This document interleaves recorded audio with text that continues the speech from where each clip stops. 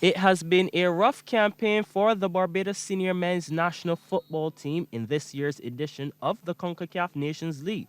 The Tridents playing in League B for the second time have been bruised, beaten and broken.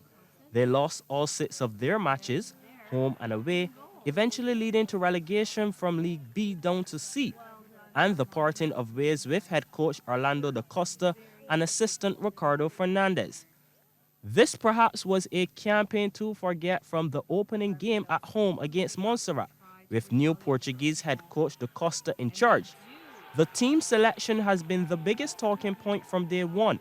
Surprisingly, former captains Rashad Jules, Mario Williams, Hayden Holligan, and first-choice goalkeeper Kishmar Primus were among several experienced players overlooked. The Barbados team seemed to have lacked experience, with the likes of midfielders Shaquan Clark, Shaquan Collymore, Akeem Chandler, Terrence Smith, not averaging 20 national caps between them, and it showed on the pitch.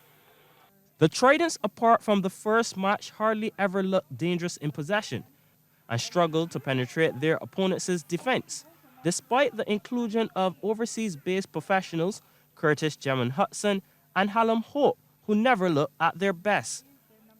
At least Thierry Gill, Elijah Downey, and Abdullah Javid did cause problems for opposing teams. At times, Barbados appeared to be lost and out of ideas. Conceding goals was a major issue. They were sloppy defensively, especially from set plays, and without Primus between the sticks, his second-in-command league 26 goals, the most in the Nations League. It may be time to go back to Primus.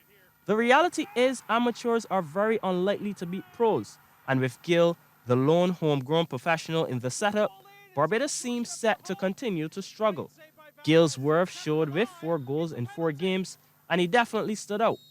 However, outside of him, Barbados were poor, and Da Costa opted not to renew his contract, and even when technical director Emerson Boyce took charge for the final 2 matches, the results didn't change, although the team played with more purpose and passion.